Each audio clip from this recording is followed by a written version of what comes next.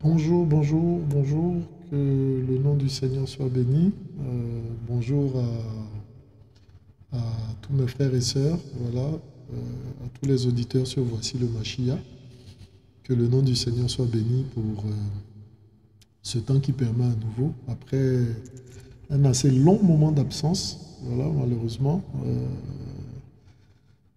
qui était dû à certaines, voilà, certaines occupations, des missions et enfin beaucoup de choses.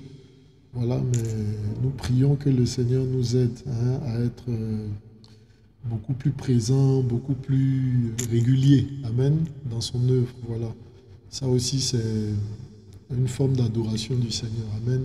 Et voilà, je suis content, voilà, je suis vraiment content. C'est votre frère Jean-Jacques, je suis vraiment content d'être avec vous encore aujourd'hui. Et je bénis le Seigneur hein, par rapport à ce qu'il fait, amen. Voilà. Et je méditais il y a quelque temps, enfin il y a quelques jours, hein, je méditais sur le livre de Michelet, le livre de Proverbes. Et voilà, j'ai été quand même touché particulièrement par les Proverbes. C'était comme si je ne les avais jamais lus. Voilà, et j'ai ressenti vraiment de pouvoir partager avec vous, mes frères et sœurs, vraiment la quintessence de certains messages hein, de Michelet, de Proverbes. Voilà, et je voudrais commencer comme nous avions décidé de le faire il y a quelque temps, par des chants, voilà, pour nous encourager, voilà, pour confirmer aussi la parole, des chants gratuits, des chants très bien faits, des chants gratuits, voilà. Et nous voulons y aller avec ce chant-là, voilà, excellent, amen, voilà.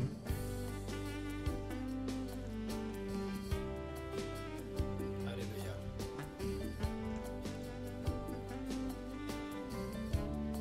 Oh, tu es excellent, papa.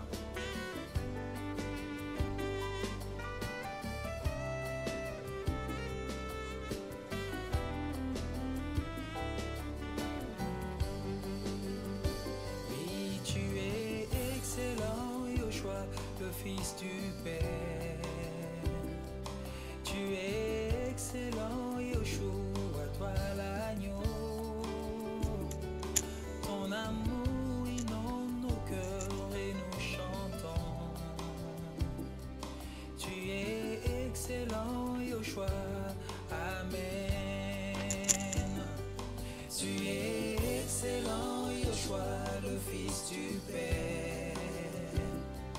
Tu es excellent, Yoshua, toi l'agneau.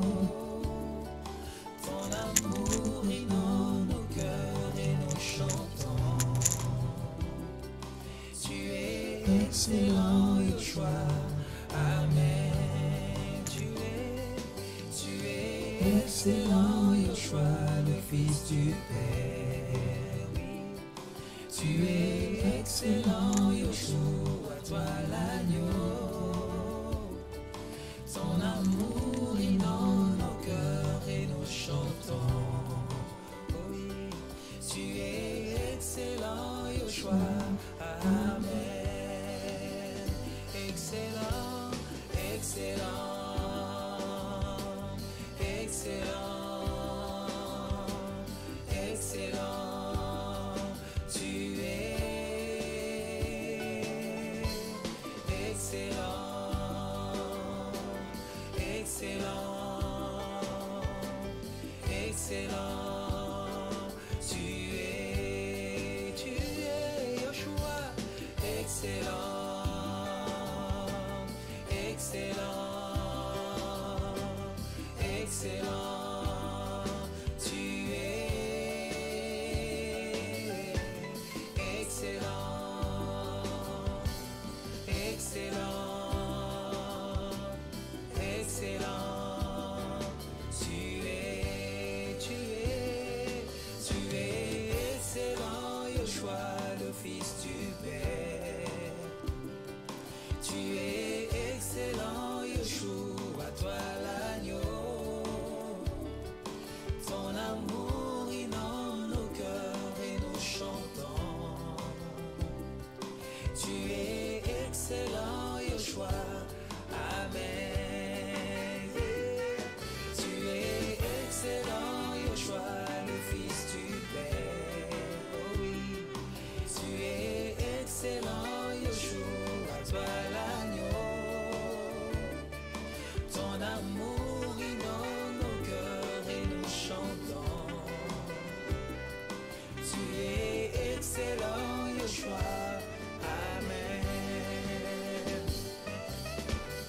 excellent,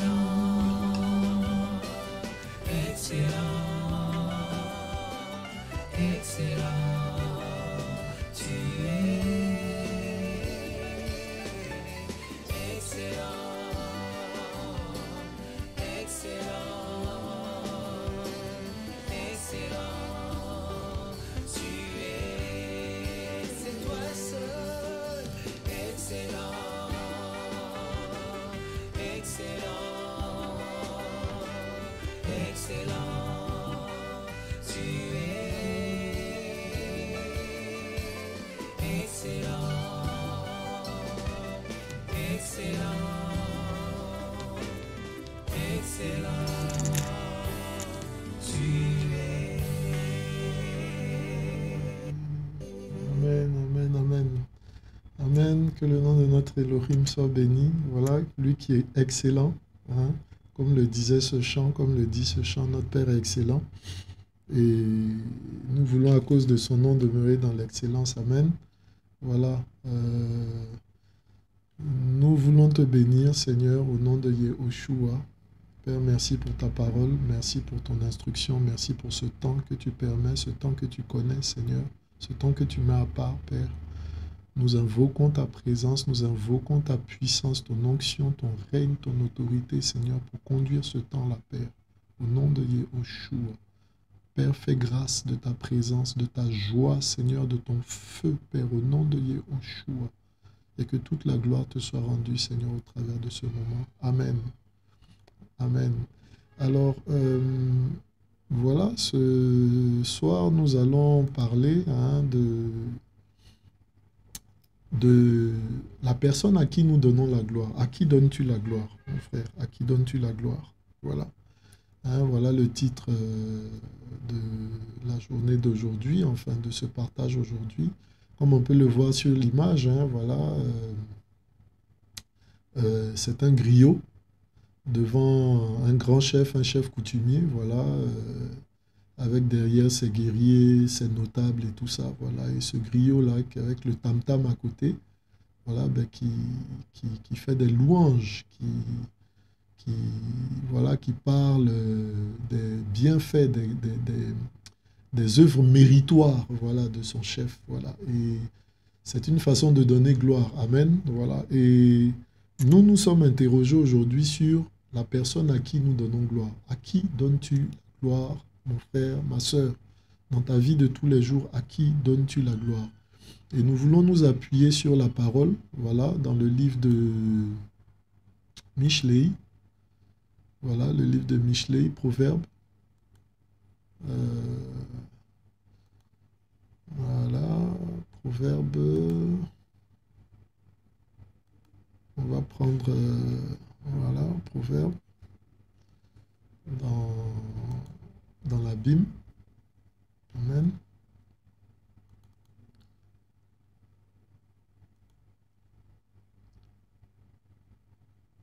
Voilà. On va prendre le livre de Mishlei.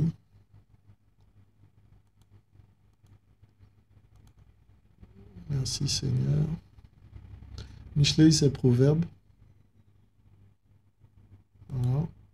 Proverbe 26, à partir du verset 8. Amen. Alors, la parole dit ceci.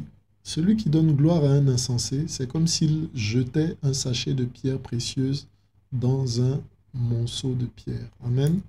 Voilà. Comme s'il jetait un sachet de pierres précieuses dans un monceau de pierre. Alors, bien aimé, nous allons étudier quelques mots, justement, de ce passage-là. Et les premiers mots qui attirent notre attention, c'est qu'il y a deux types de pierres dans ce passage. Voilà.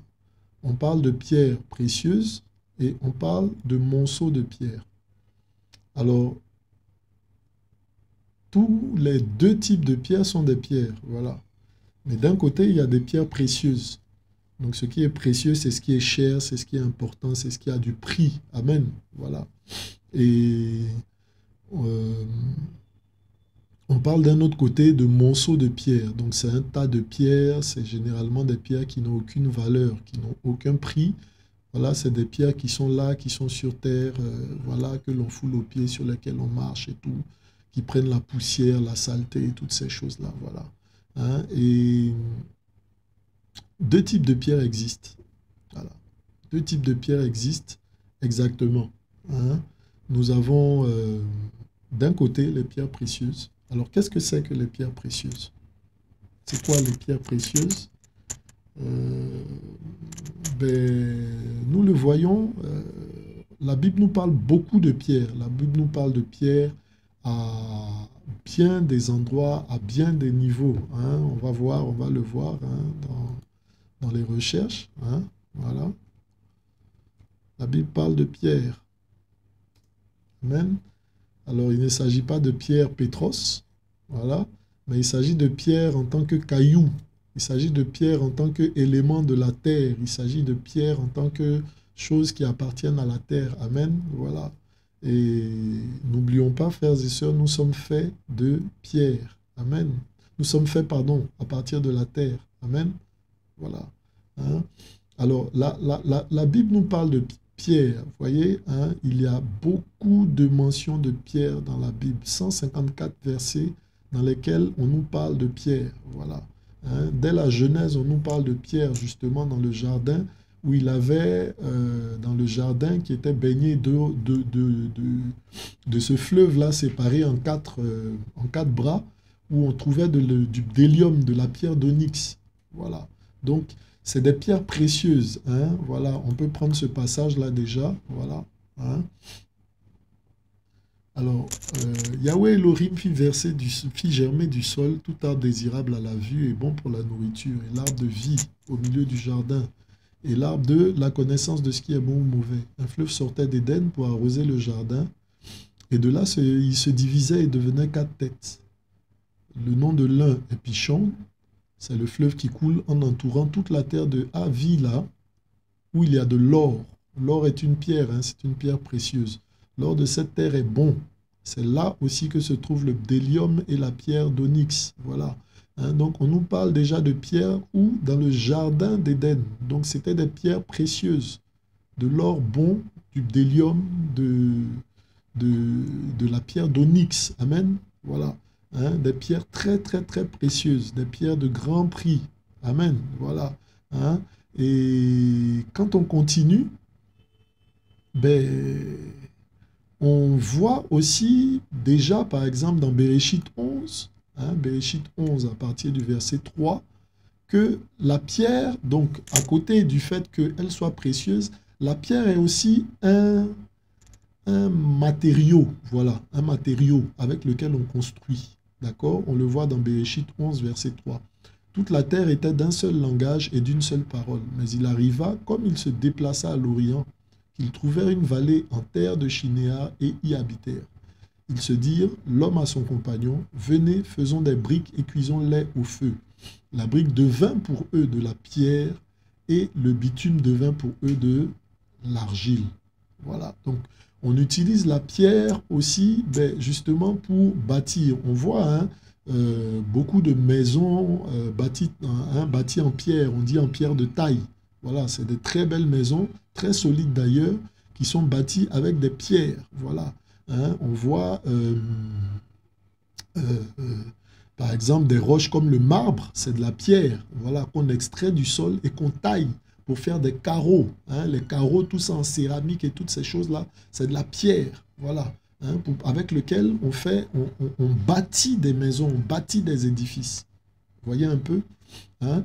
Et on peut continuer un peu plus loin avec le livre d'Exode, Vaïkra, voilà. Hein?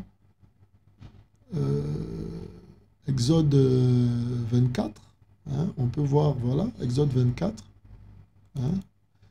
Voilà, Vaïkra 24, Shemot, pardon, 24, voilà. Shemot 24, à partir du verset 12.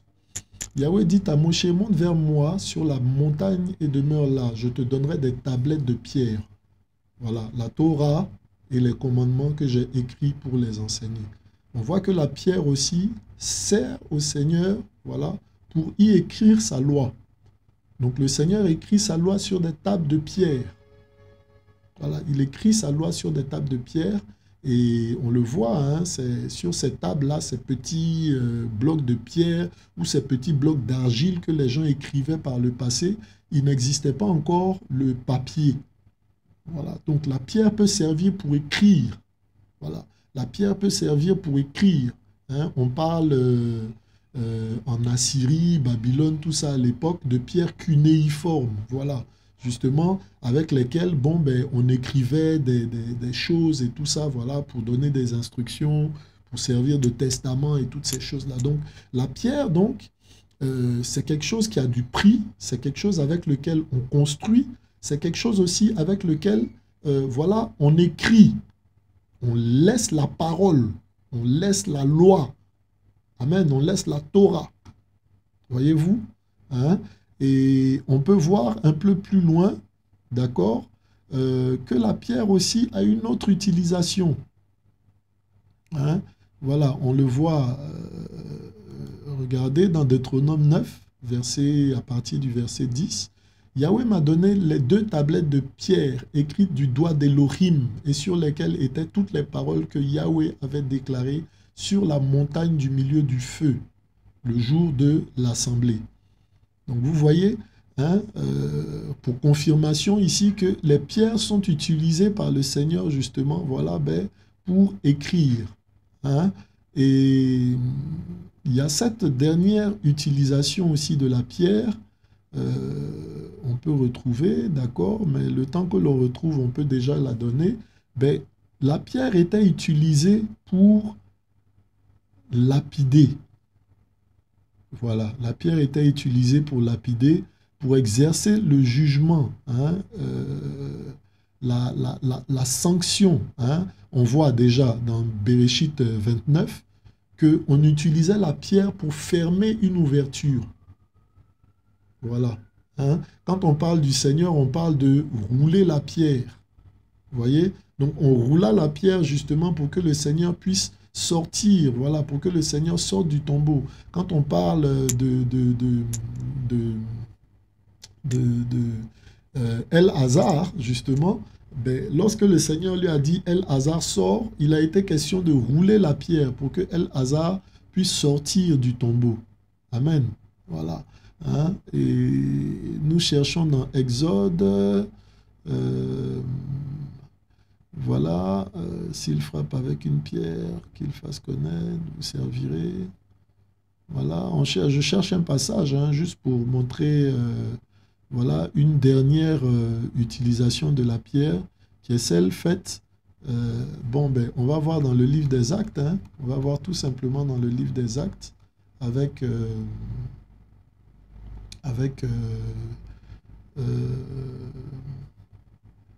on va voir dans le livre des Actes, hein, avec ce qui s'est passé dans le cas de... On voit hein, dans le livre des Actes, par exemple, avec ce qui s'est passé avec notre frère Stéphanos, d'accord? Ben, lorsque il prêchait la parole, justement, hein, que les Juifs, les Hébreux, voilà, refusaient justement d'entendre cette parole-là, cette prédication de l'Évangile, ben, qu'est-ce qu'ils ont fait? Ben, ils ont utilisé des pierres justement pour le lapider. Amen. Voilà. Ils ont utilisé des pierres pour le lapider, hein, afin que, voilà, ils n'entendent plus. Hein. Et on dit que de ceux qui le lapidaient, justement, il y avait un certain Paul, d'accord? Un certain Paul qui était là, présent ce jour-là. Hein. On dit que c'est lui qui teint les habits. Hein, voilà, donc acte 6, à partir du verset 9, voilà. Donc même dans acte 7, on descend plus loin dans acte 7. On va lire un peu plus bas dans acte 7. Voilà.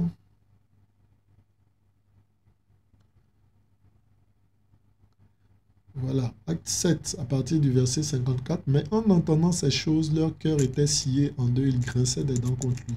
Mais lui étant rempli du Saint-Esprit et ayant les yeux fixés vers le ciel, vit la gloire d'Élohim et Yeshua se tenant debout à la droite d'Élohim. Et il dit, voici, je vois les cieux ouverts et le Fils d'humain se tenant debout à la droite d'Élohim.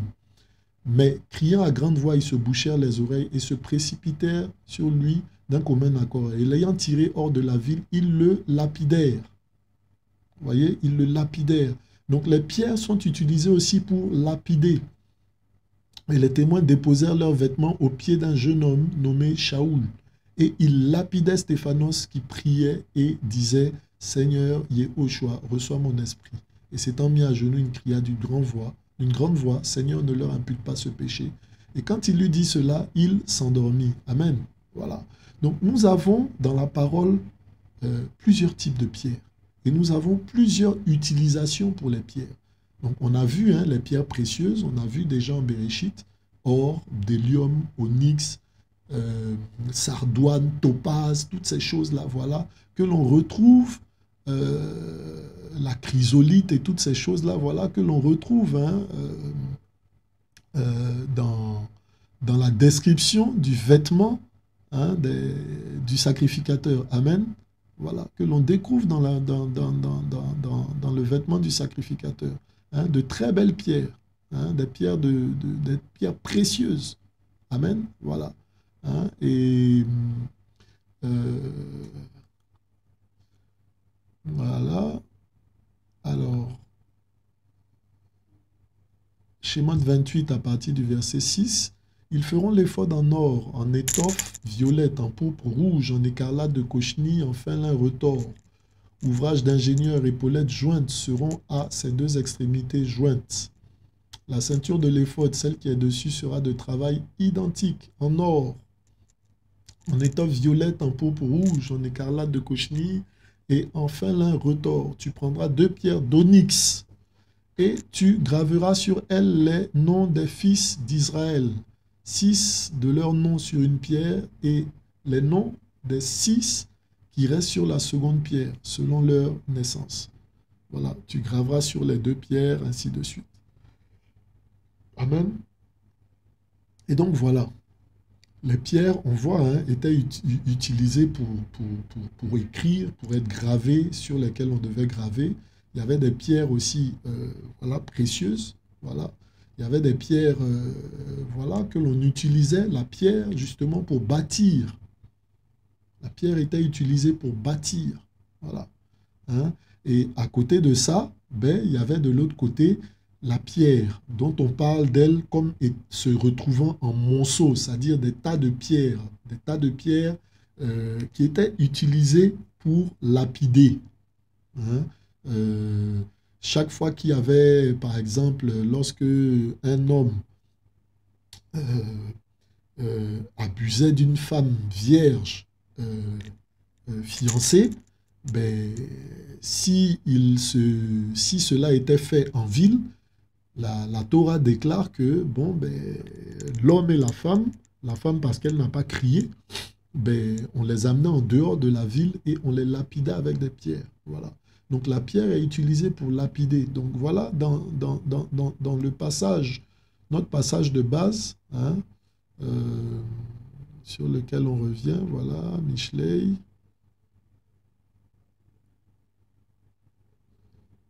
Merci Seigneur. Notre passage de base, voilà, donc, on a défini un peu ce que c'est la pierre, voilà. C'est quelque chose qui vient de la terre, voilà. Et nous sommes faits avec la terre, voilà, la poussière de la terre. Et la pierre, donc, a plusieurs utilités. Il y en a de précieuses, il y en a de viles. Il y en a qu'on utilise pour construire, justement, voilà, et pour bâtir. Il y en a qu'on utilise, qui ont du prix, voilà. Et la Bible déclare que il y a des pierres précieuses. Voilà. Alors, c'est quoi les pierres précieuses? On a vu que les pierres, c'est ce qu'on utilisait pour bâtir. D'accord? Mais la Bible nous parle d'une pierre. Voilà, on va prendre par exemple Éphésiens 2, verset 20. Amen. Voilà, Éphésiens 2, verset 20. Éphésiens 2, voilà, à partir du verset 20. qui nous parle de quelque chose. Ainsi donc, hein, je voudrais avant même Éphésiens, merci Seigneur, qu'on prenne le livre de Matthios. Voilà, on va prendre le livre de Matthios. Voilà.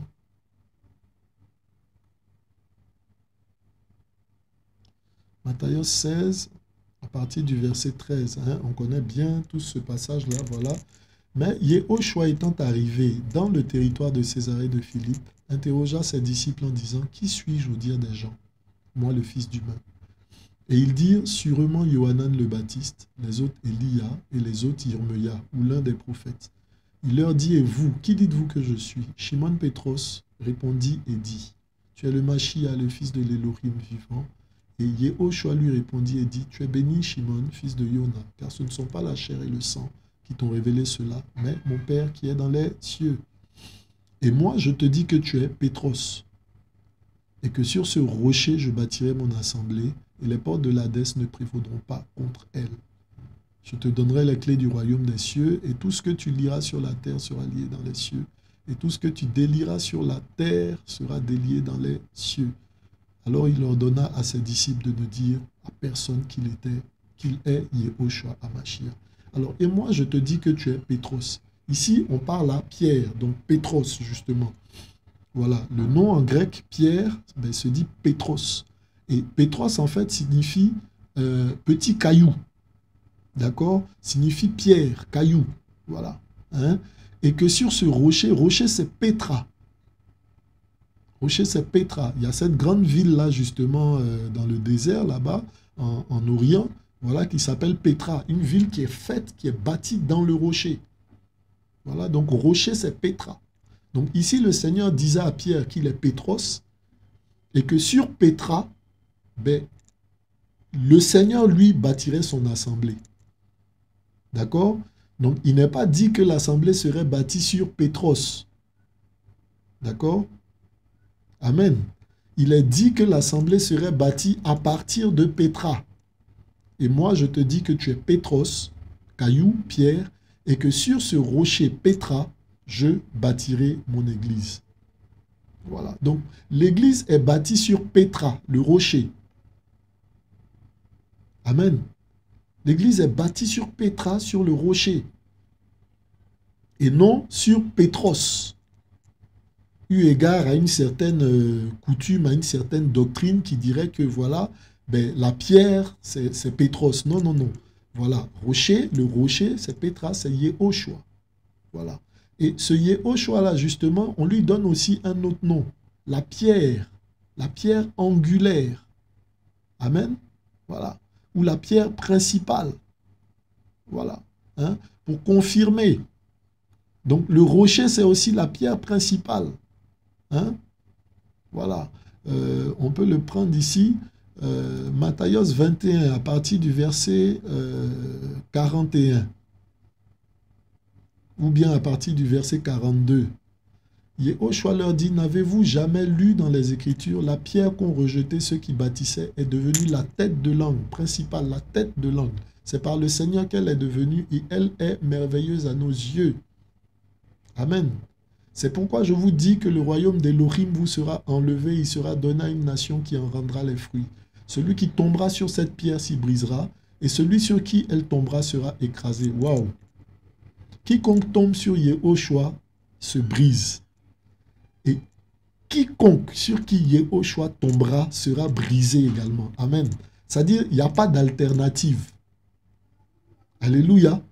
Alors, au lieu de tomber sur lui ou de le laisser tomber sur toi, mon frère, ma soeur, ben, je te donne plutôt ce conseil-là. Viens à Yehoshua. Ouvre-lui ton cœur afin qu'il entre et qu'il s'y établisse et que vraiment il touche ta vie, il transforme ta vie, il change ta vie. Amen. Voilà. Hein? Et donc, Yehoshua est la pierre principale. Il est le rocher. D'accord? Et le livre... la Bible continue de nous parler de ce rocher-là. Amen. Voilà, la Bible continue de nous parler de ce rocher-là. Hein? On peut prendre, voilà, Éphésiens 2, verset 20. Voilà, comme on avait prévu le lire. Éphésiens 2, verset 20. Hein? On va prendre déjà 1 Pierre 2, 4. Hein? Que dit 1 Pierre 2, 4? Mais je préfère qu'on le lise tout à l'heure. On va prendre Éphésiens, voilà, plutôt. Alors, ayant été édifié sur le fondement des apôtres et des prophètes, et Yehoshua lui-même étant la pierre angulaire. Alors, voyez, la pierre angulaire, c'est Yehoshua, la tête de l'angle. Il est le rocher, il est la pierre angulaire, il est la pierre principale. Alors, qu'est-ce que Pierre lui-même, à qui l'on prétend être cette pierre-là, qu'est-ce que Pierre lui-même a dit justement par rapport à la pierre? Donc 1 Pierre 2, à partir du verset 4. Hein? On peut même lire à partir du verset 3. Si en effet vous avez goûté que le Seigneur est bon, vous approchant de lui, pierre vivante. Ah, qu'est-ce que ça signifie? Pierre vivante rejetée par les humains.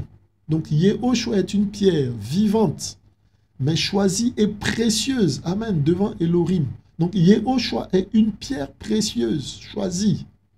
Vous aussi comme des pierres donc vivantes. Vous aussi donc. La Bible nous enseigne que nous sommes des pierres. Amen.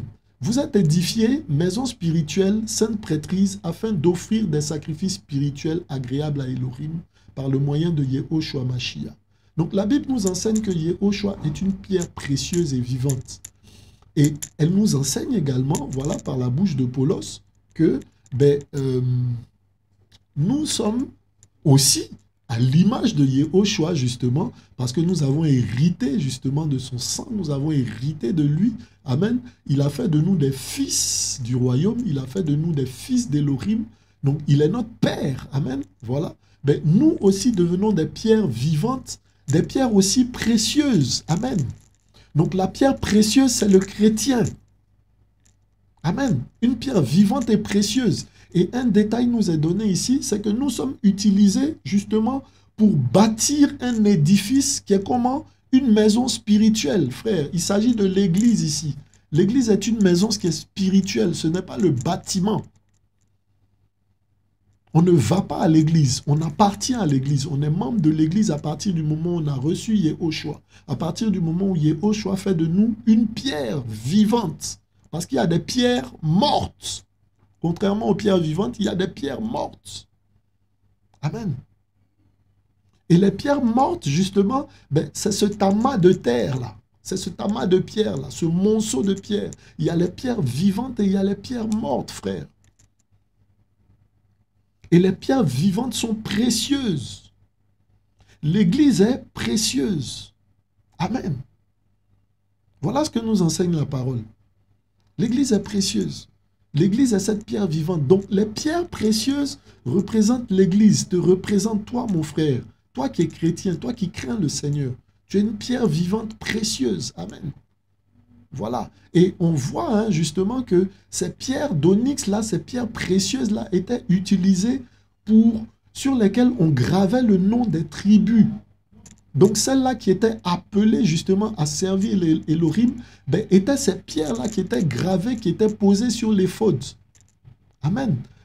On voit dans la description aussi du pectoral, justement, là, qu'il y avait plusieurs types de pierres, de rangées de pierres. Amen. Voilà. Qui représentaient également, justement, les tribus. Donc, les pierres-là, ce sont les enfants d'Elohim, ceux-là qui sont appelés à servir Elohim. Ceux-là qui ont reçu Elohim, ceux-là qui ont décidé de marcher avec Elohim, qui marchent pour Elohim, qui le servent. Voilà ce que c'est qu'une pierre. Et on nous dit que justement, les pierres que l'on retrouve justement, toutes ces pierres-là, toutes ces personnes-là qui bâtissent, qui sont ces pierres-là vivantes, justement, sont édifiées les unes sur les autres pour former une bâtisse spirituelle. Le Seigneur, souvenez-vous, avait dit quoi? Détruisez cette maison-là, détruisez ce temple-là et je le rebâtirai en 3 jours.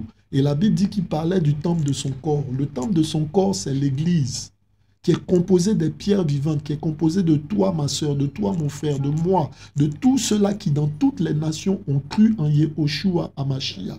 Ils forment un corps spirituel, un édifice spirituel. Il ne s'agit pas de cathédrale, il ne s'agit pas de méga church, il ne s'agit pas de grand temple.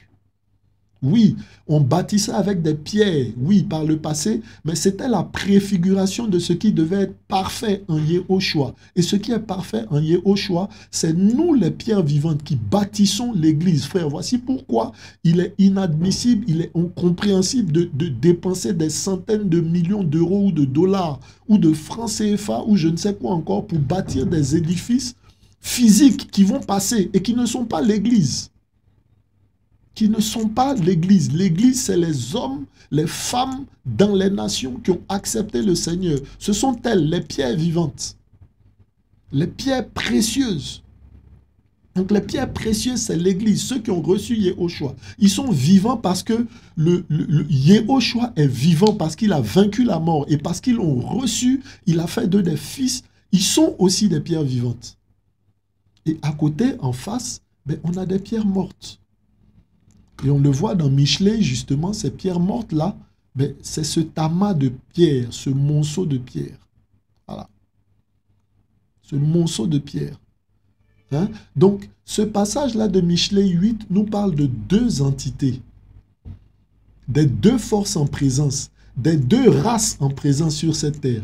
La race des enfants d'Élohim, la race des fils du Bélial.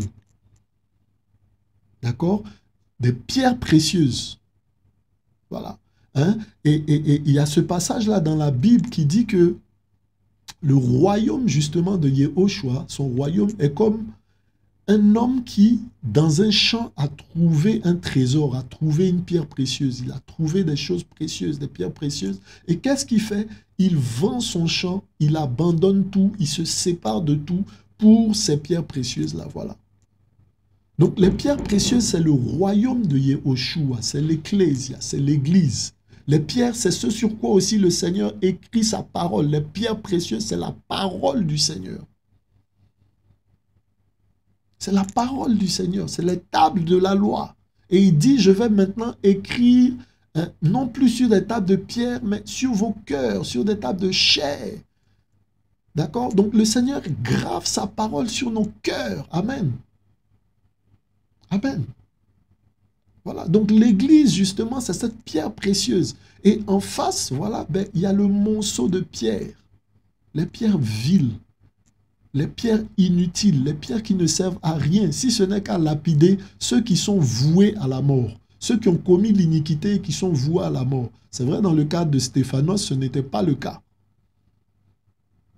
Voilà. Et la Bible dit clairement, il existera dans les temps, dans la fin, des moments où les gens vous tueront, vous ôteront la vie, pensant rendre gloire au Seigneur. Voilà. Donc c'est dans ce cas-là seulement que Stéphanos, Étienne, donc voilà, est lapidé à mort justement. Mais la Bible déclare que lui voyait Yehoshua sur son trône. Amen. Voilà.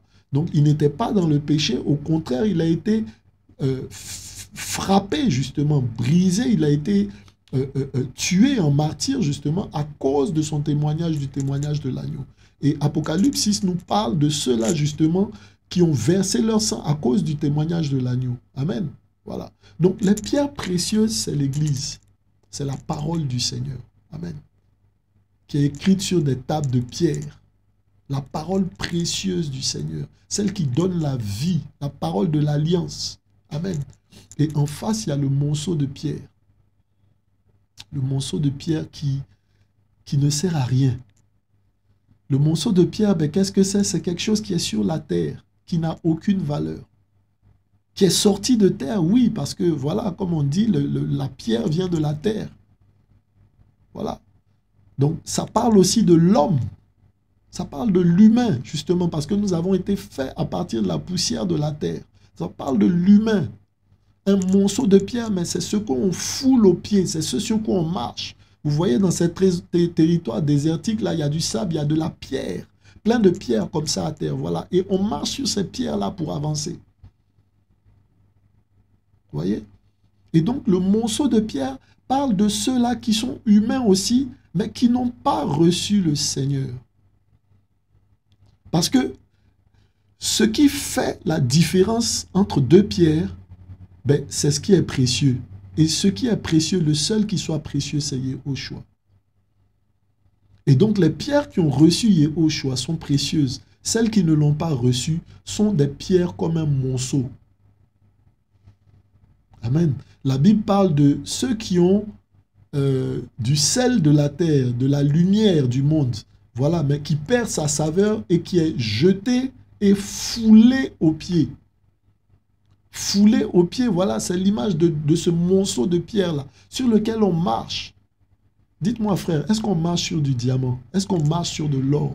Est-ce qu'on le foule le pied? Non, parce qu'il est précieux. Donc ce qu'on fait, comme le dit ce passage-là, on le met dans un sachet et on le conserve précieusement. Comme justement ce qui s'est passé dans la parabole du royaume, justement, où il a trouvé cette pierre-là précieuse et il a gardé. Et il a tout rejeté, il a rejeté tout le reste. Donc voyez-vous, la position des pierres précieuses est dans un écrin, dans un coffret. Mon frère, ma soeur, c'est ce que tu es. Tu es dans un écrin. Et l'écrin, là, c'est les mains de Yehoshua Hamashiach qui te gardent. Il te garde précieusement, mon frère. Il te garde jalousement, mon frère. Il te garde. Voici pourquoi il dit que tu es précieux comme la prunelle de ses yeux. Amen. Il dit qu'il te couvre de ses ailes. Amen. Parce que tu es une pierre précieuse. Et qui a fait de toi cette pierre précieuse? C'est lui, en s'offrant à la croix pour toi. Il t'a donné le prix que lui-même a. Pour faire de toi fils, il t'a donné le prix du fils. Amen. Voici combien tu es précieux aux yeux du Seigneur. Toi qui crains le Seigneur, toi qui l'as reçu. Voici pourquoi je t'invite, mon frère, qui ne le connaît pas encore, à accepter Yehoshua, à accepter son sacrifice. Il s'est offert à la croix pour toi. Pour faire de toi une pierre précieuse. Je ne te parle pas d'argent. Je ne te dis pas, je ne suis pas en train de te prêcher la prospérité. Pour te dire, oui, bon, voilà, viens au Seigneur, tu vas avoir des milliards ou des millions, ou bien tu seras riche. Non. Frère, tu peux être pauvre et être précieux aux yeux du Seigneur. Parce que véritablement, ce qui est précieux aux yeux du Seigneur, c'est la parole d'Élohim. C'est la parole de Yehoshua dans ton cœur. Amen. Donc tu peux être pauvre, frère. Tu peux être affligé financièrement. Tu peux être affligé, mais être précieux aux yeux du Seigneur. Le Seigneur n'était pas riche. Il ne roulait pas carrosse. Il ne vivait pas dans les palais. Mais il était précieux. Amen. Et qu'est-ce qui faisait qu'il était précieux? La sainteté. La parole, la sainteté, la haine du péché. Voilà ce qui fait de toi une personne précieuse. Ce n'est pas les riches vêtements. Il a demandé lorsqu'il témoignait de Yohanan le Baptiste, disant, qui est-ce que vous êtes allé voir dans le désert? Est-ce que c'était un homme paré de vêtements précieux? Non. Donc, Yohanan le Baptiste, dont le Seigneur donnait témoignage, n'était pas paré de vêtements riches, n'était pas paré de vêtements précieux. La Bible dit qu'il portait des peaux de bêtes. Il se nourrissait de miel sauvage. Mais le Seigneur parle de lui comme d'un précieux. Le Seigneur parle de lui comme d'un précieux. Mon frère, tu n'es pas précieux parce que tu as des biens. Tu n'es pas précieux parce que tu as beaucoup de choses. Tu n'es pas précieux parce que tu es riche aux yeux du Seigneur. Tu es précieux parce que tu as la présence du Seigneur dans ta vie. Parce que tu as la crainte du Seigneur dans ta vie. Tu es précieux parce que tu as la parole en toi.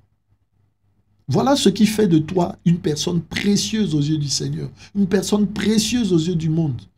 Voici ce qui fait de toi que tu es la lumière qui doit être établie sur la montagne pour éclairer.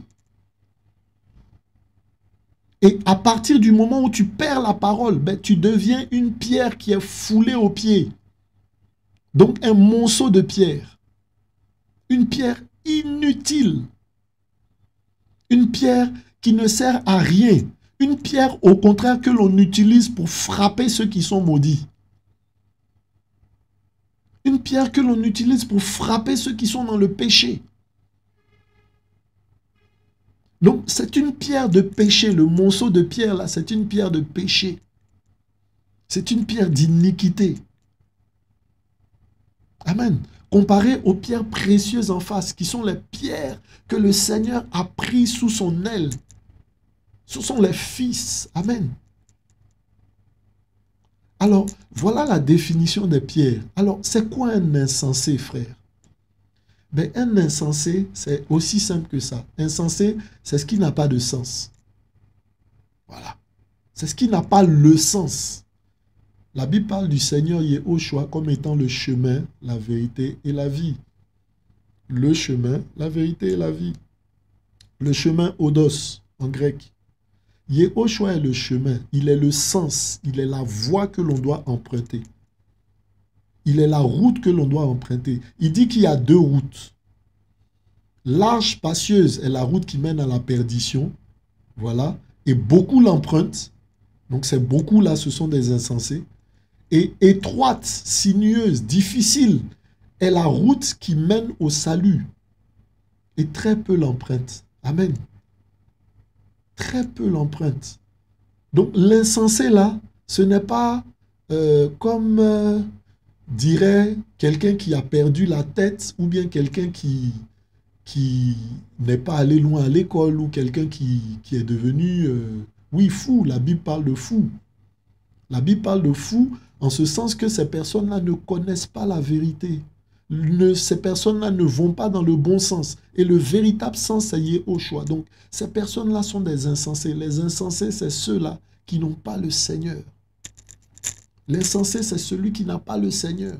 L'insensé, c'est ce qui n'est pas dans les voies du Seigneur. C'est une chose insensée.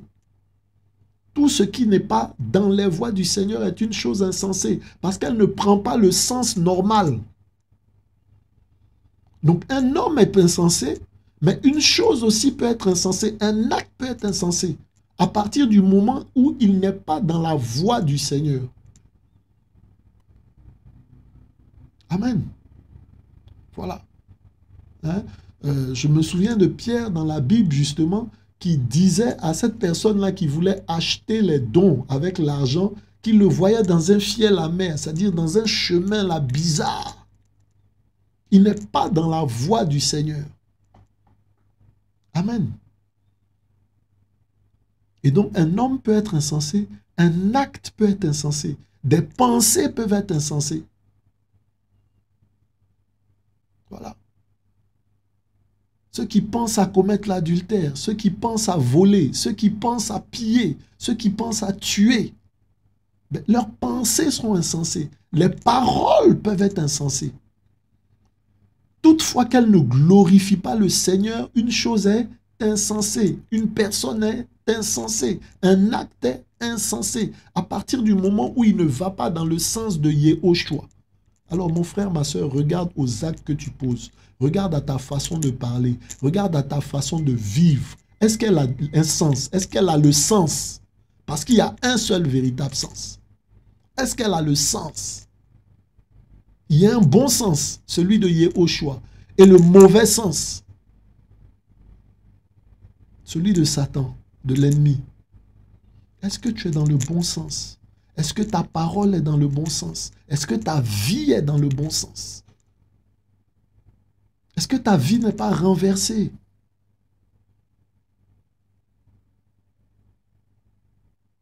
Voilà. Est-ce que ta vie est dans le sens qu'il faut?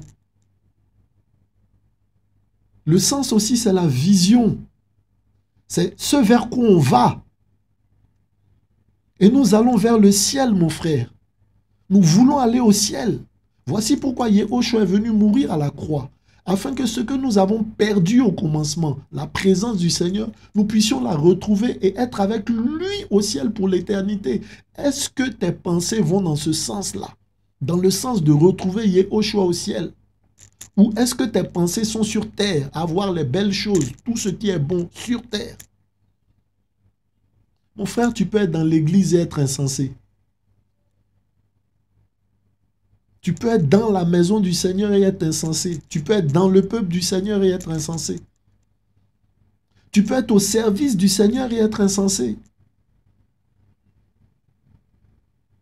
Amen. Voilà. Et l'insensé, c'est quelqu'un, voilà, comme on le disait, le monceau de pierre qui donne la mort, qui est lié à la mort, mais l'insensé est lié à la mort. Amen. Voilà. On peut voir hein, ce passage-là rapidement de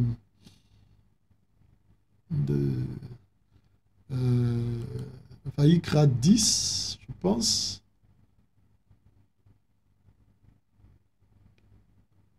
Wow, on a un défaut de réseau.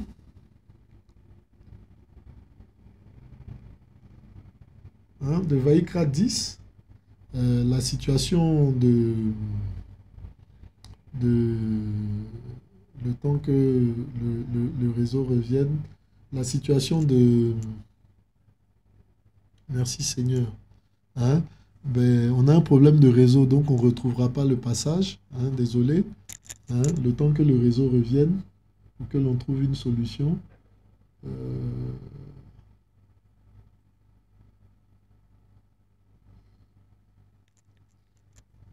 Amen. Voilà. Donc dans le passage de Vaïkra 10, je crois, il y a les enfants justement de Aaron, Nadab et Abihu, qui étaient au service du Seigneur et qui avaient pour responsabilité justement de conserver le feu allumé, conserver la lampe allumée. Et qu'est-ce qu'ils ont fait? Ben, la Bible déclare qu'ils ont pris un feu étranger. Ils ont pris un feu étranger. Amen. Voilà. Merci Seigneur. Les fils d'Aaron, Nadab et Abihu, prirent chacun leur encensoir, mirent du feu, placèrent de l'encens dessus. Ils présentèrent devant Yahweh un feu étranger, ce qu'il ne leur avait pas ordonné. Donc ce n'était pas dans le sens du Seigneur. Pourtant, ils étaient au service du Seigneur, dans sa maison. Donc frère, il faut que tu t'évalues, il faut que tu te regardes, il faut que tu regardes à ta vie, à ta marche avec le Seigneur. Nadab et Abihu étaient sacrificateurs au service du Seigneur. Ils étaient fils d'Aaron, donc destinés à la sacrificature, appelés à la sacrificature. Et ils étaient dans l'œuvre, dans le ministère, ils étaient dans le service du Seigneur, ils étaient dans la maison du Seigneur à servir. Mais ils n'étaient pas dans ce que le Seigneur avait ordonné. Ils n'étaient pas dans le bon ordre, dans le bon sens. Ils étaient donc insensés. Et le feu sortit de devant Yahweh et les dévora. Pourquoi? Parce qu'ils étaient insensés. Ils moururent devant Yahweh. L'insensé meurt devant Yahweh. Donc l'insensé, ce n'est pas seulement celui qui est dehors. On peut être dedans et être insensé. Ils moururent devant Yahweh. Moïse dit à Aaron, c'est ce que j'avais déclaré. C'est ce qu'avait déclaré Yahweh en disant, je serai sanctifié par ceux qui s'approchent de moi et je serai glorifié en présence de tout le peuple. L'insensé ne sanctifie pas le nom de Yahweh. L'insensé ne sanctifie pas le nom de Yahweh. C'est-à-dire, il s'approche, il vient dans la présence du Seigneur, il veut s'approcher du Seigneur, mais il vit n'importe comment. Il vit n'importe comment. Alors que ce que le Seigneur veut, c'est que ceux qui s'approchent de lui le sanctifient, le mettent à part, le distinguent. C'est ça la signification du mot sanctifier. Le distingue, le sépare de ce dont il doit être séparé. Amen. Voilà. Je serai sanctifié par ceux qui s'approchent de moi et je serai glorifié en présence de tout le peuple. Amen. Et on dit là que tellement la parole était vraie, Aaron se tue. Il n'a même pas pris le temps de pleurer ses enfants, de faire quoi que ce soit. Parce que la parole est vraie. C'est vrai, elle était dure là à ce moment, mais elle est vraie. Ceux qui veulent s'approcher du Seigneur doivent le sanctifier. Amen. Et pourtant, que dit notre passage? Hein? Ceux qui veulent s'approcher du Seigneur doivent le mettre à part. Doivent le mettre de côté, doivent le distinguer. Et dans ce passage, par contre, on dit celui qui donne gloire à un insensé. Donc l'insensé, on l'a vu, ça peut être un acte, ça peut être une chose, ça peut être une personne. Alors c'est quoi donner gloire? La gloire, c'est kabod. Kabod, c'est justement cette gloire-là qui descendait chaque fois dans le temple. Hein, on l'a vu dans Shemot, dans Shemot, à la fin de Shemot 39 ou 40, là, voilà, où la gloire, la présence du Seigneur est descendue. Donc la gloire, la kabod est descendue justement au point où les hommes ont fui. Donc la gloire fait fuir la chair. Amen. La gloire fait fuir l'homme. La gloire amène l'homme à se prosterner parce que c'est comme un poids, c'est pesant. Amen. Kabod aussi, ça parle d'un poids. Donc, ce qui pèse sur toi, ce qui pèse sur ta vie, c'est ça la gloire. Et si c'est des choses insensées qui pèsent sur ta vie, ben, mon frère, la Bible dit que c'est comme si tu jetais ce qui est précieux dans ce qui est vil, en fait. Tu n'as pas été fait, amen, pour que les choses insensées pèsent sur ta vie. Tu n'as pas été fait pour que les choses insensées aient du poids dans ta vie. Tu n'as pas été fait pour que les choses insensées aient de la valeur dans ta vie. Que tu te prosternes devant des choses insensées. Tu as été fait pour te prosterner devant Yehoshua Hamashiach. Prosterner, ça veut dire adorer. Prosterner, en fait, c'est adorer. Adorer, ce n'est pas chanter de belles chansons ou bien des chansons langoureuses. La première mention du mot adorer, justement, c'est, on va le voir dans le livre de Bereshit. La première mention du mot adorer, c'est avec Abraham. Voilà, c'est avec Abraham lorsqu'il sacrifie son fils. Amen. Lorsqu'il va sacrifier son fils. Voilà. Bereshit 22. On va lire à partir du verset... voilà, on va lire à partir du verset 4. Ou bien à partir du verset 3. On va même lire à partir du verset 1. Or, il arriva après ces choses qu'Élohim éprouva Abraham et lui dit Abraham. Et il dit, me voici. Il dit, s'il te plaît, prends ton fils, ton unique, celui que tu aimes, Isaac. Va pour toi en terre de Moria, et là, fais-le monter en holocauste sur l'une des montagnes que je te dirai. Abraham s'étant levé de bon matin, sella son âne et prit 2 de ses serviteurs avec lui, et Isaac son fils. Ayant fendu le bois pour l'holocauste, il se mit en chemin et s'en alla au lieu qu'Élohim lui avait dit. Donc, il va dans un sens. Amen. Il va dans le sens que Élohim lui a dit. Donc, il n'est pas insensé. Il a du sens. Il obéit au sens. Parce qu'il marche dans les voies de Yahweh. Il suit ce que le Seigneur lui dit. Amen. Il se mit en chemin, s'en alla au lieu qu'Élohim lui avait dit. Le 3e jour, Abraham, levant ses yeux, vit le lieu de loin. Donc, frère, si tu es insensé, tu ne peux pas voir le lieu. Tu ne peux pas voir le lieu. Si tu as des paroles insensées, si tu as des propos insensés, si tu as des comportements insensés, tu ne peux pas voir le lieu, mon frère. Tu ne peux pas. Ce n'est pas possible. Il faut que tu suives le chemin. Il faut que tu sois dans le sens. La Bible parle de Moshe, qui quand il a vu le buisson ardent, on dit qu'il a voulu se détourner. Avec le Seigneur, on ne se détourne pas. On n'utilise pas des chemins détournés. On n'utilise pas d'autres chemins. Il est le chemin. Donc nous devons suivre le chemin. Nous devons avoir du sens. C'est ce que la Bible appelle être intelligent, être sage. Donc il vit le lieu de loin qu'Élohim lui avait dit, étant sur le chemin. Là encore, on voit, il se mit en chemin. Il se mit sur qui? Sur Yehoshua Hamashiach. Je suis le chemin, la vérité et la vie. Amen. Donc, il marchait en Yehoshua. Abraham marchait en Yehoshua. Ça vous surprend, hein? Voici pourquoi quand dans Yohanan 8, Yehoshua dit que Abraham l'a vu et qu'il a tressailli. Frère, ben, seuls ceux qui ne sont pas dans le sens là, justement, dont les pensées n'ont pas de sens, justement, comme ces pharisiens-là à l'époque, ne peuvent pas saisir. Yehoshua était là dès le commencement. Dès le commencement, il était là. Il était là de tout temps. Il n'est pas né il y a 2000 ans. Il a juste été manifesté il y a 2000 ans. Il n'a pas d'âge. Il n'a pas de date de naissance. La Bible parle de lui en disant que ses jours remontent aux jours de l'éternité. Amen. Donc, il se mit en chemin s'en allant au lieu qu'Élohim lui avait dit. Le 3e jour, Abraham, levant ses yeux, vit le lieu de loin. Abraham dit à ses serviteurs, qu'est-ce qu'il leur dit? Restez ici avec l'âne. Le garçon et moi, nous irons jusque là-bas pour adorer. C'est la première fois que le terme adorer est utilisé dans la Bible.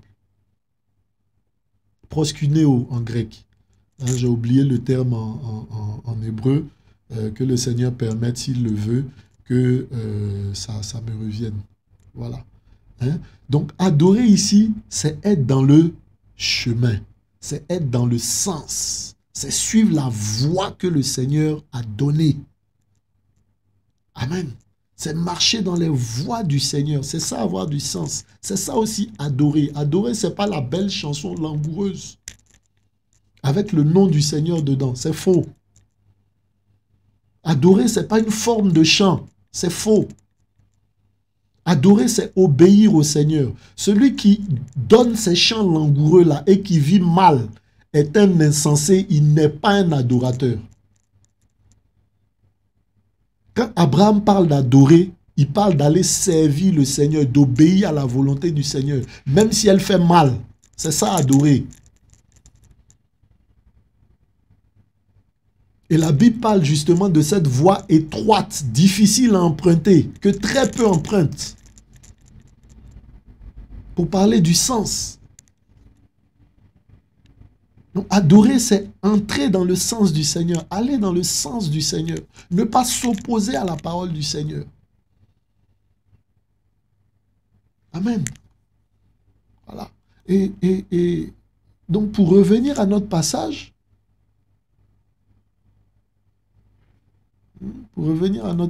dans le livre de Proverbes, Proverbe 8, Proverbe 26, verset 8, nous dit ceci. Donner gloire. Donc, on a dit que Kabad, c'est le poids, c'est la charge. C'est la gloire. Kabod. D'accord? Voilà. C'est ce sous quoi on ploie.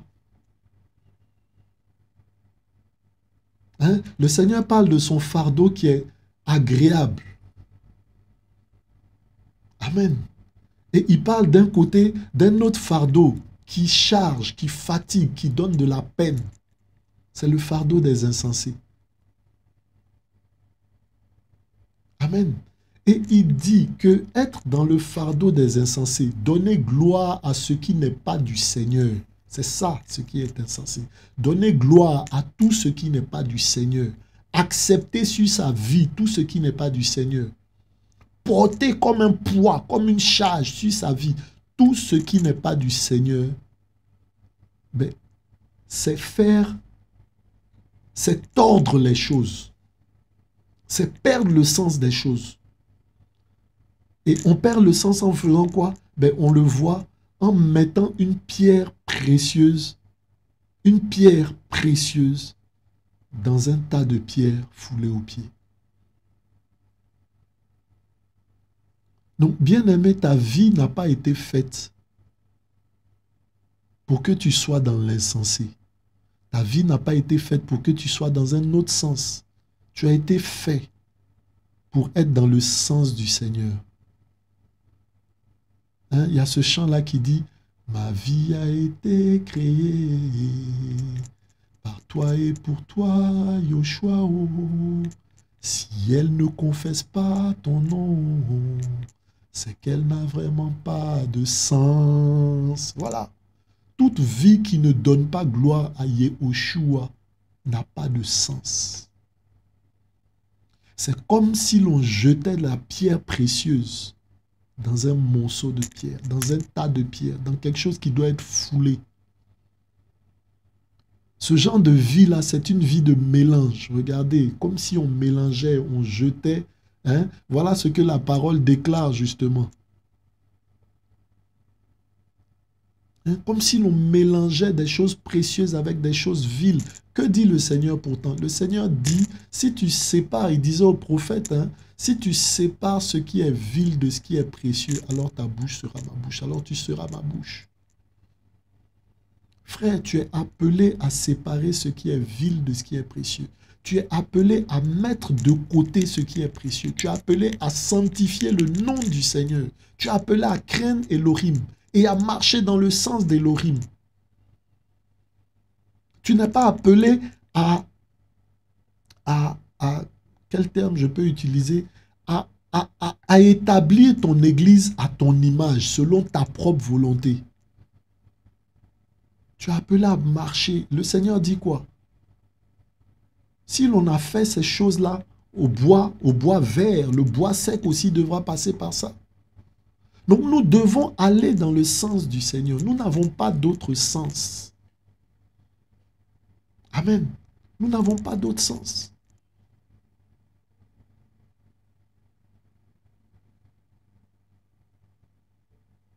Amen. Et nous refusons justement d'être ces pierres précieuses-là qui sont jetées dans un monceau de pierre. Et aujourd'hui, bien aimé, c'est ce que l'on voit dans les nations, c'est ce que l'on voit dans les assemblées. Lorsque l'on voit le mélange, vous voyez, hein, des pierres précieuses dans un monceau de pierre, c'est le mélange, c'est Babylone. Babylone, ça veut dire confusion par le mélange. C'est la confusion totale aujourd'hui dans les assemblées. Dans les assemblées, on fait du rap. Dans les assemblées, on fait du coupé-décalé. Ce sont des musiques mondaines, païennes, que l'on met dans l'église. Quand on demande pourquoi, on dit non, non, ben, il faut que on soit comme je me suis fait, Paul a dit, je me suis fait grec avec les grecs, je me suis fait juif avec les juifs. Ou bien on dit, il faut utiliser leurs moyens pour les toucher. Ben, bien aimés frères et sœurs, quand est-ce que vous avez vu le Seigneur utiliser, voilà, c'est comme je dis souvent, dans ce cas-là, pour évangéliser la prostituée, ben, il faut coucher avec elle. Ou dans ce cas-là, pour évangéliser l'ivrogne, ben, il faut être ivrogne avec lui. Ou dans ce cas-là, pour évangéliser le criminel, ben, il faut tuer avec lui. Pour évangéliser le menteur, il faut mentir avec lui.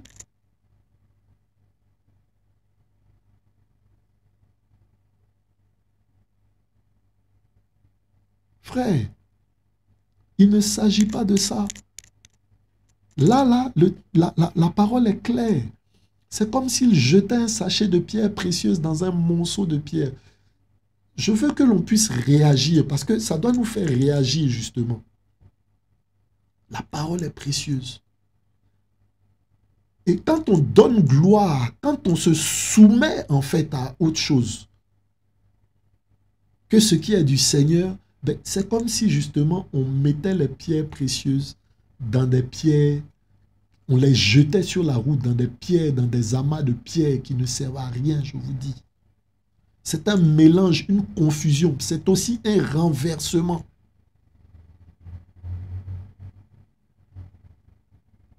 C'est aussi un renversement. C'est aussi...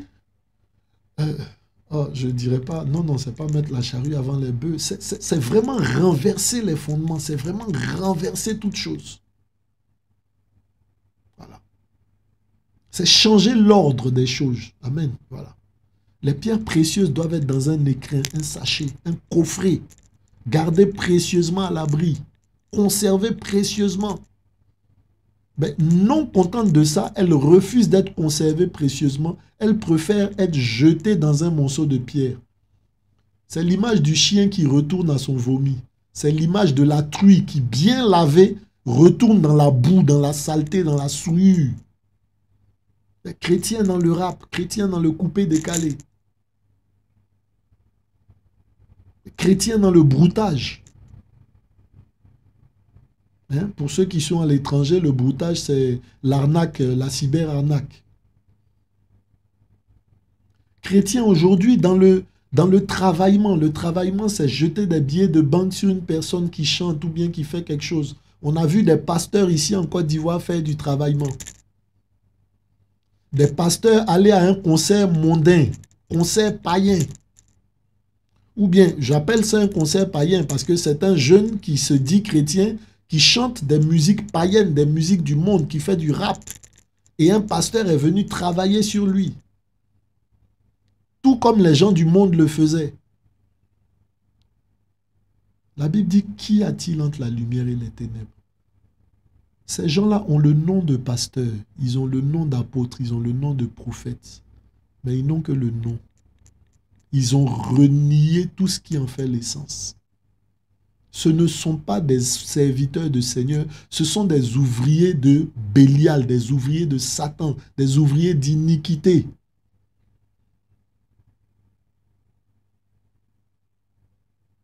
Hein? Des gens prêchent le péché, l'iniquité. Des gens prêchent en Côte d'Ivoire ici que l'on peut goûter les sœurs. Des gens prêchent la fornication. Des gens prêchent l'adultère. Des gens prêchent la polygamie. Aujourd'hui, l'État même là se met à prêcher la polygamie. Voilà, la pensée qui me vient là maintenant pendant que je parle, c'est comme si c'était un envoyé de ces gens-là justement pour préparer les mentalités à ça. Mais nous refusons cela dans cette nation-là au nom de Yehoshua. Nous refusons que cela prospère dans cette nation-là au nom de Yehoshua. Nous refusons que ce genre d'ouvriers d'iniquité-là prospère, continue d'être écouté. C'est vrai que la Bible dit que dans les derniers temps, il y aura beaucoup de faux ouvriers. Voilà, donc c'est leur temps aussi. Mais nous prions que ceux-là, justement, voilà, que le Seigneur connaît, soit touché et sorte justement de ces dénominations-là, de ces endroits de péché-là, par la prédication de l'Évangile. Être dans l'église et prêcher la fornication, être dans l'église, pratiquer la fornication, la masturbation, être dans l'église, être ivrogne, à donner au vin, à donner aux drogues. C'est comme un sachet de pierres précieuses que l'on balance sur un monceau de terre. Être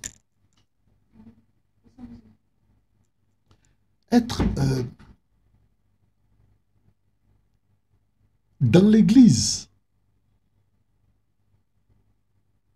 Être dans l'église et vivre une vie de dérèglement. Hein? Il y a beaucoup de pasteurs là. J'ai entendu un pasteur ici en Côte d'Ivoire aussi prêcher en disant que le péché n'enlève pas la grâce, n'enlève pas l'onction. J'aurais donné son nom si je m'en souvenais. Que le Seigneur m'aide aussi. C'est des gens qui enseignent le dérèglement. Alors, quiconque va là-bas qui est du Seigneur est une pierre précieuse que l'on jette dans un monceau de pierre. Souvenez-vous, un frère, le monceau de pierre, là, c'est la malédiction. C'est la mort. Donc, toi qui es du Seigneur et qui se retrouve dans ces endroits-là, à écouter ces choses-là, ben, tu vas tout droit dans la mort. Voilà. Donner gloire à des choses insensées, c'est écouter la musique du monde. C'est passer son temps à regarder des films païens, des films iniques. C'est passer son temps à participer à des discussions sales, souillées, impures. Parce que c'est ça, donner gloire. Tu te prosternes, tu t'abaisses, tu t'humilies. Tu te brises pour faire place justement à ces choses-là. Donc c'est ça, donner gloire.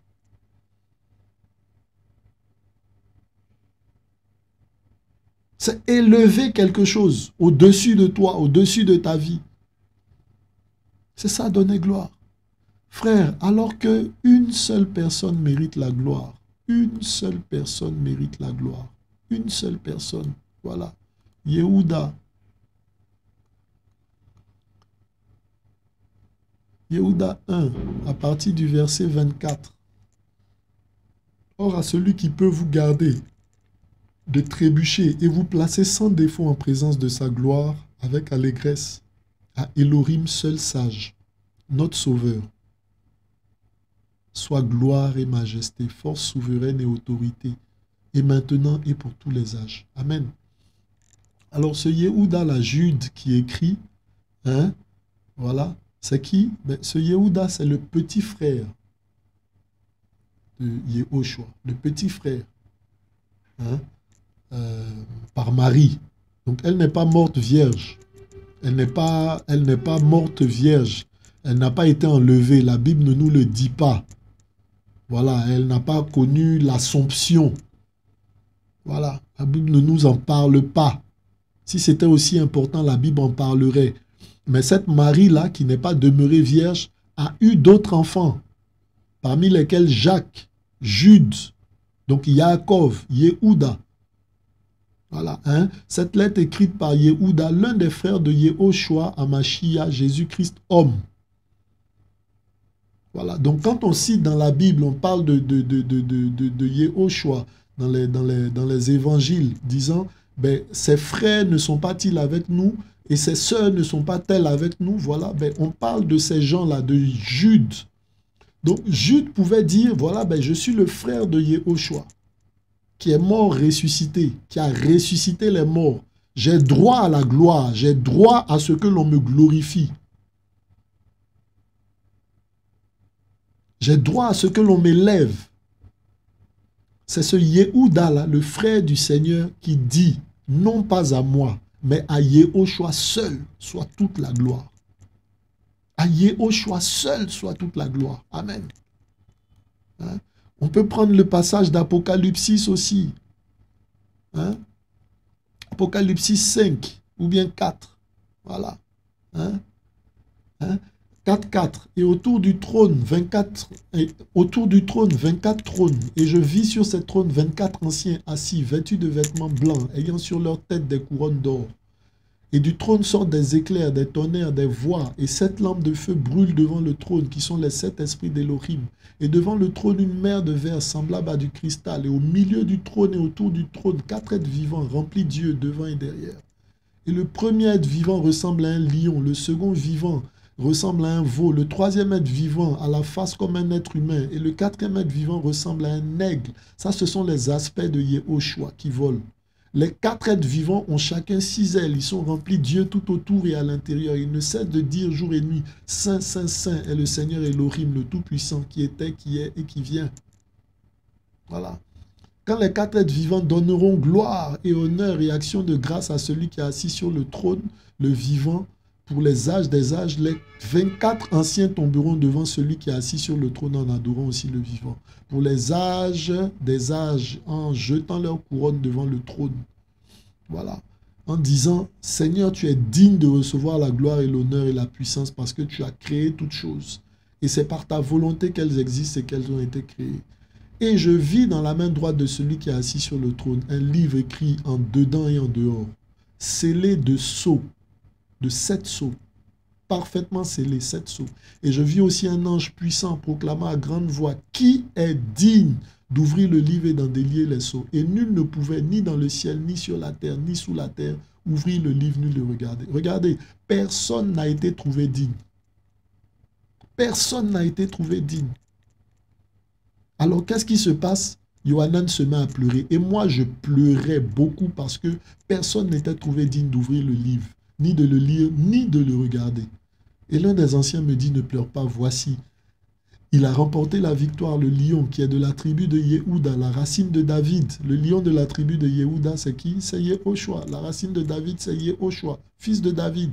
Pour ouvrir le livre et pour en délier les 7 sceaux. Et je regardais, voici au milieu du trône et des 4 êtres vivants, au milieu des anciens, un agneau qui se tenait debout comme tué, ayant 7 cornes et 7 yeux, qui sont les 7 esprits d'Élohim, envoyés par toute la terre. Et il vint et prit le livre de la main droite de celui qui est assis sur le trône. Et quand il eut pris le livre, les 4 êtres vivants et les 24 anciens tombèrent, ils tombèrent, sous la gloire en fait, le kabod, ils tombèrent. Amen. Ils tombèrent devant l'agneau, ayant des sitars pour le chanter, pour le louer. Oui, ça c'est la louange. C'est la louange, c'est les chants de louange, les chants de reconnaissance, parce qu'il a été trouvé digne, lui seul. Lui seul mérite la gloire, lui seul mérite nos chants en fait. Bien-aimé, si tu es dans l'église, dans le corps du Mashiach, oui, les chants du monde c'est pour les insensés. Mais si tu es dans l'église, que tu es dans les chants du monde, les musiques païennes, les musiques mondaines, toutes ces choses-là, tu es un insensé. Et l'insensé là, ben, sa destination c'est la mort, monceau de pierre, la malédiction.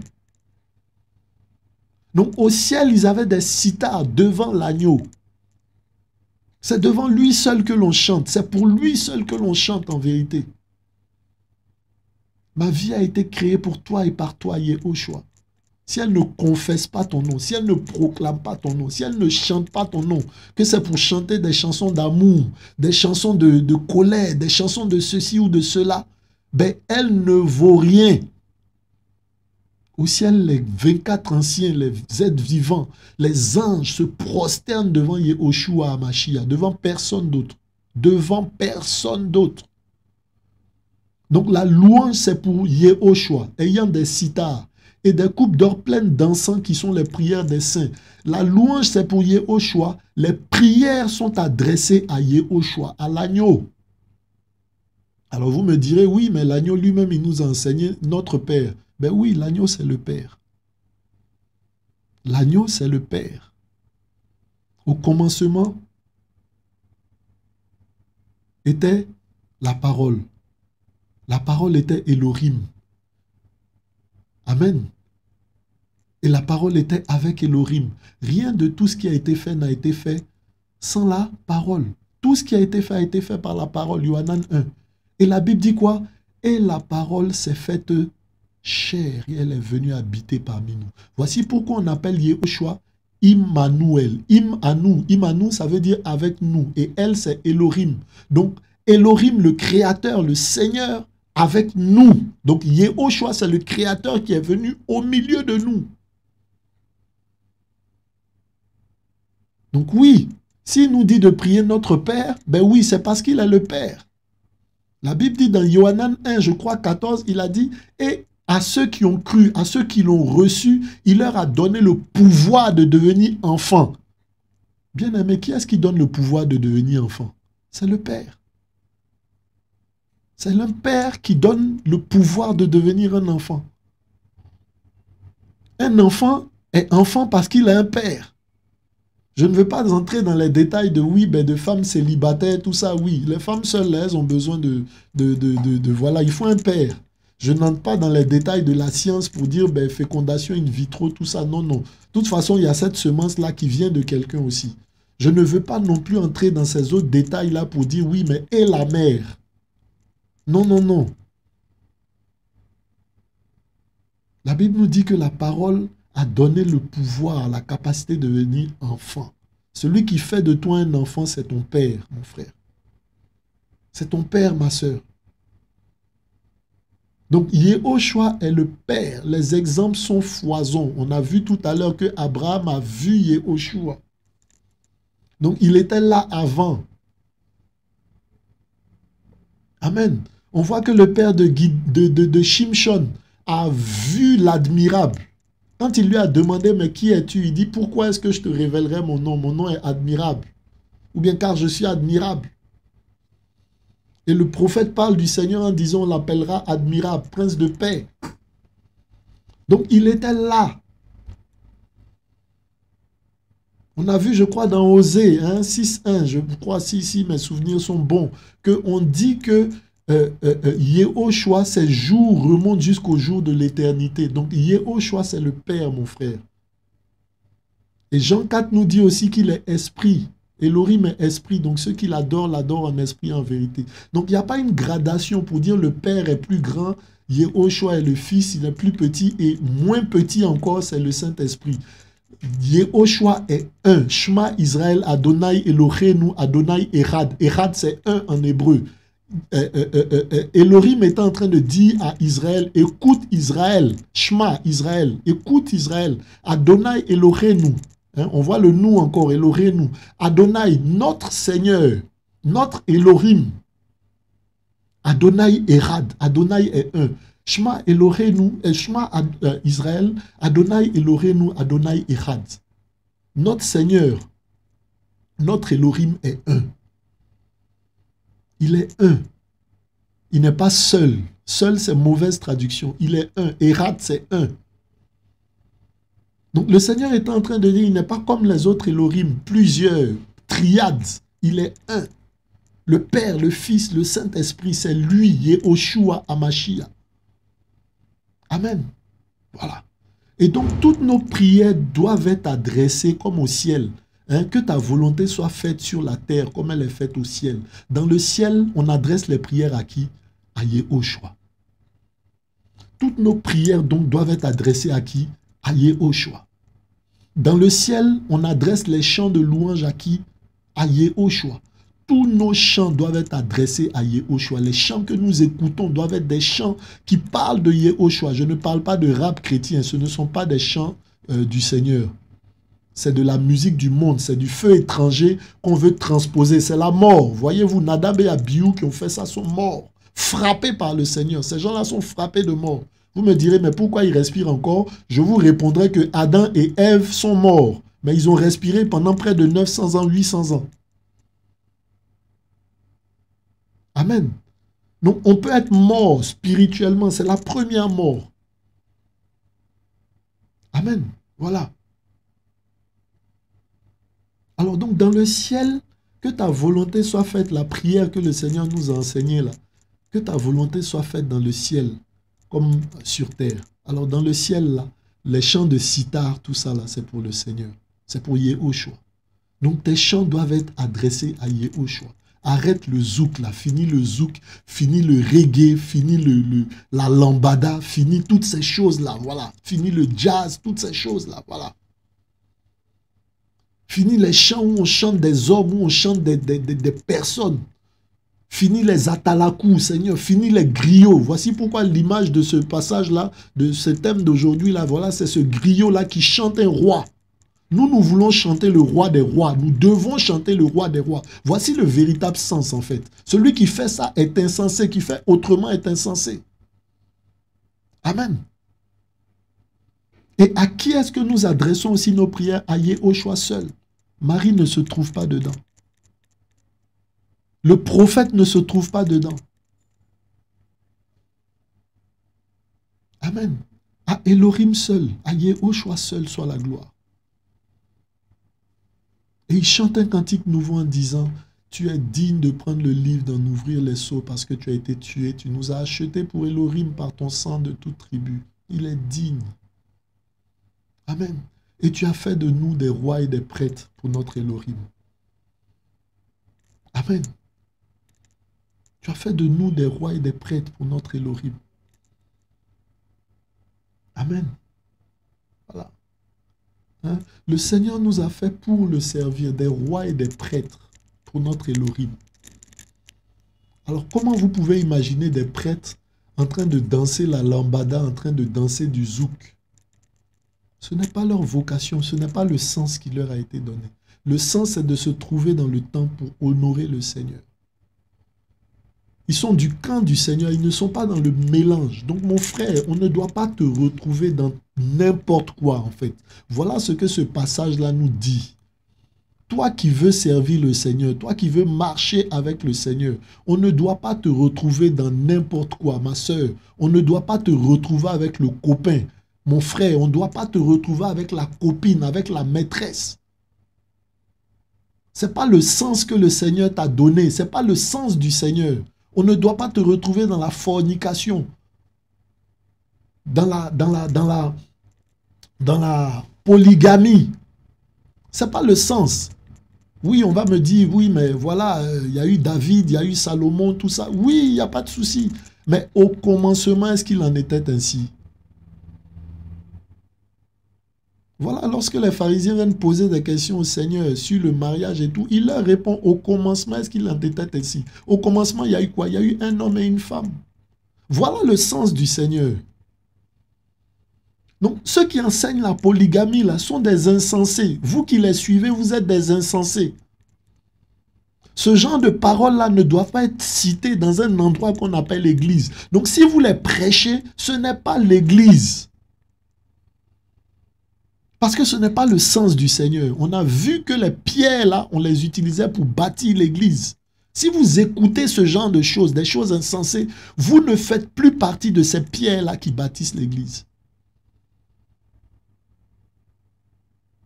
Vous devez vous conserver purs. Nous devons nous conserver purs. Nous devons être jaloux du nom qui est invoqué sur nous. Nous devons être jaloux du nom qui est invoqué sur nous. Nous ne devons pas le souiller, le vautrer dans tout et n'importe quoi. Nous ne devons pas permettre que ce nom-là soit blasphémé. Le Seigneur dit pourtant, à cause de vous, mon nom est blasphémé parmi les nations. Parce que ceux qui sont appelés justement à protéger, à veiller sur l'intégrité du nom du Seigneur, à sanctifier le nom du Seigneur, ben c'est justement ceux-là qui se retrouvent à faire tout et n'importe quoi avec le monde. Aujourd'hui, l'Église est devenue purement mondaine et païenne. C'est juste le nom du local qui change. Nous avons besoin de revoir notre marche avec le Seigneur. Nous avons besoin de revoir notre fonctionnement avec le Seigneur, frères et sœurs.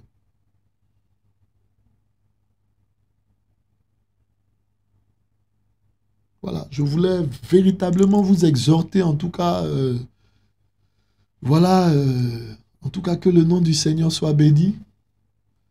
Que le nom du Seigneur soit béni, voilà. Et frère, aujourd'hui, nous voulions voir à qui est-ce que tu donnes la gloire, à qui est-ce que ta vie donne la gloire. Quel nom est-ce que tu sanctifies? Quel nom est-ce que tu mets à part? Quel nom est-ce que l'on lit à travers ta vie? La Bible parle de nous comme des lettres vivantes. Qu'est-ce que l'on lit dans ta vie? Est-ce que l'on lit le zouk? Est-ce que l'on lit le reggae? Est-ce qu'on lit je sais pas, je sais même plus quel nom qui me vient par la bouche là-bas, le zaïko ou quelque chose là-bas. Est-ce que l'on lit le rap dans ta vie? Mais si on lit ces choses-là, tu n'es pas du Seigneur. Tu as une pierre précieuse que l'on a jetée, si encore tu as été précieuse une fois. C'est une invitation aussi, mon frère, là, voilà, à veiller sur ta vie et à sanctifier le nom du Seigneur, à honorer le nom du Seigneur. Amen. Voilà, que le nom du Seigneur soit béni. Voilà, merci Seigneur pour ta présence, merci pour ta parole, Père, au nom de Yehoshua. Que toute la gloire te soit rendue encore ce matin, Papa, dans le nom de Yehoshua. Amen.